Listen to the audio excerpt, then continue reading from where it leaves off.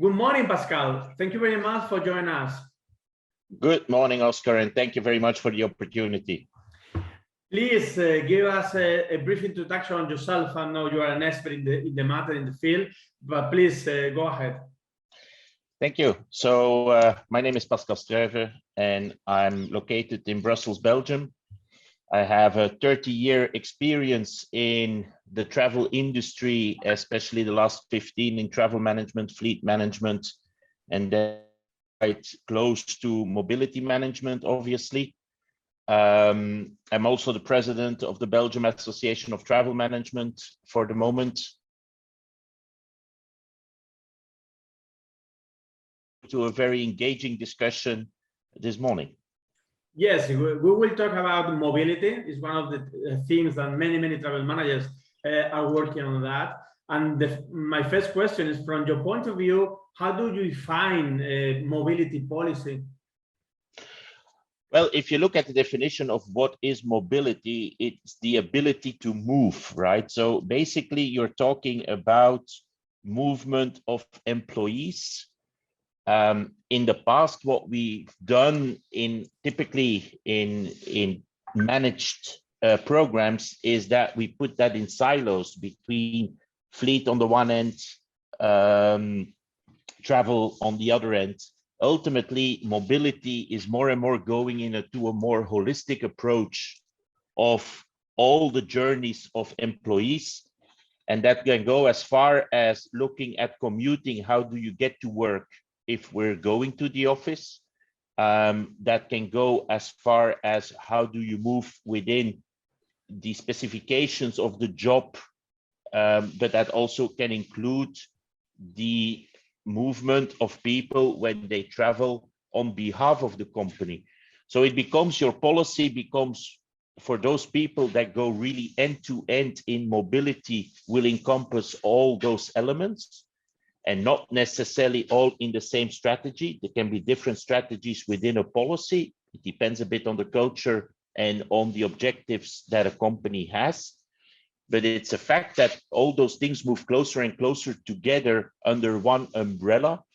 Obviously, there will be a lot of change coming out of the pandemic on how we work and how movement of employees will happen in the future. That's a little bit unclear today because we are still at the beginning of the new normal, if you can call it that way. But it's a fact that a mobility approach, looking at sustainability, looking at the new behaviors, looking at some extent cost control, all those elements can help being achieved if you have a holistic approach on those elements and if you have a mobility strategy. Of course, I totally agree. It's an end-to-end situation, and more people want to see the strategy as a whole. You mentioned before, things will change due to the pandemic. What challenge do you face to moving forward in terms of mobility? Well, it's a new concept, right? It's an evolution. So in the beginning, there's also always a number of hurdles to take, being it knowledge, being it trying out what works, what doesn't work in an organization.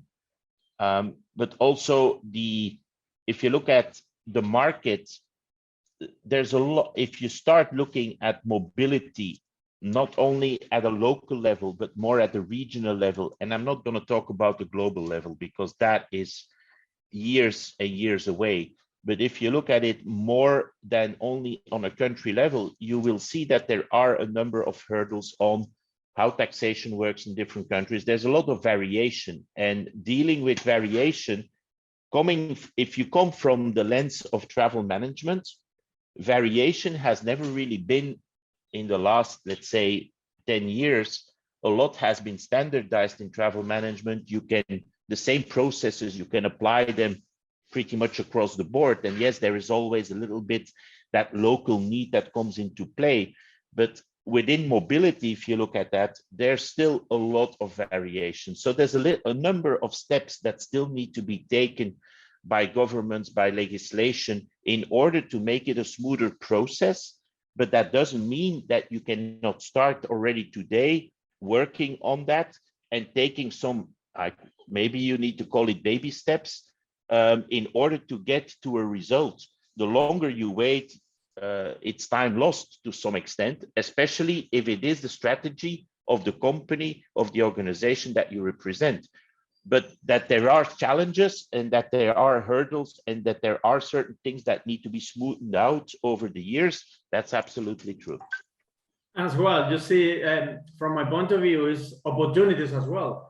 Because of course it's a mature market, or was a mature market, business travel, and now it's open more opportunities for development and study, as you mentioned before. In many areas of business, we talk about digitalization, move into the digital side, the digital era. How is impacting digitalization into the mobility management? But it creates certainly opportunities. At the end, it makes it easier, the digitalization.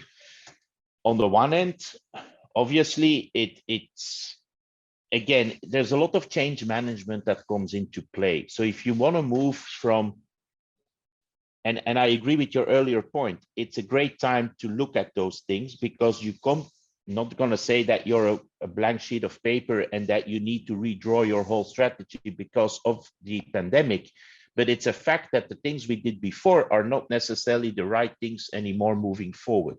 So if you have to go through that evolution and through that change, you might as well look at it from a more holistic perspective. Absolutely true. Tools and digitalization can absolutely help in achieving those objectives when you make those changes. That's absolutely clear. That is in all areas. If you go to mobility, or you stay within pure travel management or within pure fleet management, it's a fact that the digitalization that we go through for the moment, it is creating opportunity to make things better for the user. At the end of the day, it is a customer experience that you create in whatever kind of program yet you establish, and digitalization can certainly help in making a better customer experience. And that's ultimately should be the aim of every program we develop in a corporate environment. Absolutely. And we see here in Spain and probably in different countries, how important is the traveler. The traveler is getting into the center of the equation. And of course, the customer experience or the traveler experience, the employee experience is becoming paramount for many companies.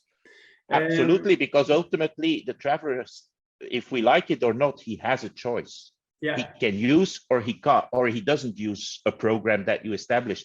He will only use it if he likes and if he finds what he's looking for. So indeed, the traveler or the employee, to your point, is at the center of the program, and he has to be pleased, or he or she needs to be pleased by the program that you develop. Fully agree. Absolutely. And the final question is, how important is sustainability in the mobility policy? This is around the society, sustainability, the green issue, and how this is developing in mobility policies. Sustainability for me is absolutely most probably the most important element moving forward. Not saying that cost and all the other stuff is not important. Don't get me wrong, that stays as important as it was before, but it's clear that a lot of what we do will be driven by sustainability objectives. Mobility can certainly help. Obviously, if you look at it from a sustainability perspective, no mobility is most probably the best solution to achieve sustainability objectives. Now, so the first question in every policy today should be, should we move, should we travel, should we move from A to B, or can we do it in another way which is as efficient and which ultimately contributes better to the sustainability goals that we have? Now, if the answer to that is no, we need to use a type of mobility, it's a fact that in the type of mobility, for which scenarios that you're looking at, ultimately the sustainability check will absolutely be a cornerstone of the policy. Otherwise, companies, organizations will never achieve the objectives that they've committed to. So if you start looking at how to write up a policy and how to implement the policy, it's clear that sustainability and how you translate the objectives of the organization into the policy in order to contribute to the end result is going to be key. And in mobility, you do have a lot more options because it's a broader spectrum of how you can move from one location to another location. There's a lot more options that are available nowadays in the marketplace. So ultimately, it doesn't need to be a car. It can be public transportation. It can be micro mobility. It can be different elements. And it's a fact that all those elements will play a role in how to achieve sustainability objectives. So for me, sustainability is absolutely vital and is absolutely key in how you write up a policy which will be bulletproof for the future. As well, it's very important how suppliers will move into the sustainability, because at the end of the day, you can define a policy, but if it's not aligned with the suppliers, and I mean airlines, ground transportation, hotels, it's very difficult to achieve an objective because it's not depending on yourself. Yeah, no, absolutely. Ultimately, a policy is only a document which stipulates the rules and the guidelines, depending on culture, again, of the company, of how you should behave.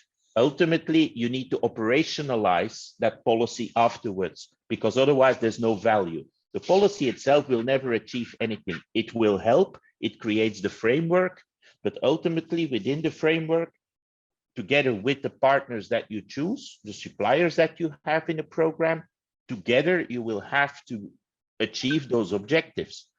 That's a given. So it is more and more, and even more than before, a partnership between all the different players in the marketplace. The only thing is, with mobility, the marketplace becomes a little bit bigger than the silo of travel management in the past, but also that creates the fact that you need to talk to more partners, and everybody needs to chip in order to achieve the ultimate goal, whatever that might be, of the policy that you want to implement. But a policy on its own it's not, I create a policy, check the box, and now everything is fine, off we go. It's not that simple. That's absolutely true. You're absolutely right there. Brilliant, Pascal. Thank you very much for your view, for your international experience. Great insight. And we hope in the future we have a conversation face to face. Absolutely. Thank you very much for the opportunity. And I wish you a very absolute great event coming up. Thank you. Thank you. Bye-bye.